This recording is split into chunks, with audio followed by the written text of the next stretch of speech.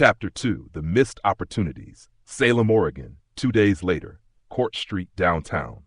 The rain had turned to that fine Oregon mist that clings to the skin like sweat. The air smelled of damp concrete and exhaust. Saul stood again on high ground, this time above the old Miller's Corner Market on Liberty Street, crouched beneath the jagged lip of a deteriorating roofline. Below him, the world crawled as usual, buses groaning, steam hissing from underground grates, delivery trucks choking diesel into the morning air. But Saul wasn't watching the city. He was watching him, Stephen. The man stood near a narrow cafe front on Court Street, a few blocks from the courthouse. His head carried a faint purple swelling, evidence of a recent altercation.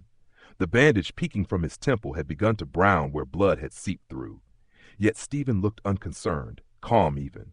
Saul exhaled, drew his cheek tight to the rifle stock, his scope locked in, framing Stephen's chest like a hanging portrait. Today was clean. No birds, no wind, no margin for failure. Then came the interruption. From the edge of Saul's peripheral, movement cut into the frame, fast, erratic. A young man, thin, wiry, eyes wide with desperation, twitching, sweating, already wired with adrenaline before the act even began. He lunged. The beer bottle cracked hard against Stephen's temple, a dull, hollow thud, not sharp enough to shatter, but strong enough to split flesh. Blood sheeted instantly down Stephen's face, staining his shirt. The mugger ripped Stephen's bag free, knocking him to one knee. Then, bizarrely, yanked the shoes from his feet. Shoeless and bleeding, Stephen staggered upright and, impossibly, gave chase. Saul's finger committed before thought fully caught up. The shot broke as the mugger fled. But in that instant, the trajectory shifted. By chaos, by timing, by God himself. The bullet struck the thick glass bottle still swinging wildly from the mugger's free hand. It cracked and shattered as the shot drilled through, bleeding fragments into the air like shrapnel from a tiny grenade. The mugger ran on, oblivious to how close death had crawled along his spine. He veered toward Liberty and Ferry, pulling Stephen with him, both staggering toward the crosswalk. The city bus came into frame, massive, fast, brakes screaming on slick streets. The mugger stumbled into its path. Stephen's hand snapped forward, seizing the back of the man's jacket, yanking him away with inhuman timing. The bus roared past, its horn blaring like judgment. Inches. Mere inches. The mugger stood frozen, wide-eyed, chest heaving. Stephen pulled a crumpled wad of cash from his sock, soaked, dirty, and pressed it into the man's hand. "Eat," Stephen rasped. "Don't steal." The mugger said nothing, then bolted into the side streets like a shadow afraid of dawn. High above, Saul sat rigid, breath still lodged in his throat. He hadn't missed. He never missed.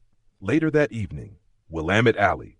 The sky sagged low, swollen with unspent rain. Sodium streetlights flickered like tired sentries along the old warehouse district. The narrow alley stank of wet garbage and oil. Rats scurried between dumpsters as Saul found his third position. Stephen appeared again, this time assisting a young woman whose child stroller had jammed into a rusted storm grate. The front wheel locked hard against the metal slats as the baby inside screamed. The woman sobbed, pulling, fighting the weight of the carriage as headlights loomed from the corner. An old white step van approaching far too fast for the tight alley.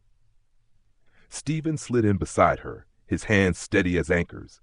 He wedged himself beneath the stroller frame and heaved upward with a grunt, snapping the front axle loose in one sudden jerk. The stroller lurched backward into the woman's arms just as the van's tires screamed. The driver overcorrected, brakes locking. The rust-pocked van skidded sideways, a slow-motion yaw that planted its roof directly into Saul's carefully plotted shot path. The bullet hit metal with a muted thud, harmless. The van paused, driver sticking his head out sheepishly. "Sorry, wrong turn." Then he disappeared down the street, clueless. Saul's heart pounded. 3 shots. 3 perfect shots. 3 utterly impossible failures. He slumped against the cold brick, scope lowering to his lap. The damp air suddenly felt heavier, pressing against his chest like something alive. This wasn't bad luck. This wasn't timing. This wasn't chance. For the first time in years, Saul whispered aloud, his breath fogging the dark. "What the hell are you?" The rain returned softly, as if to muffle the words. Somewhere behind him, a lone pigeon cooed into the night.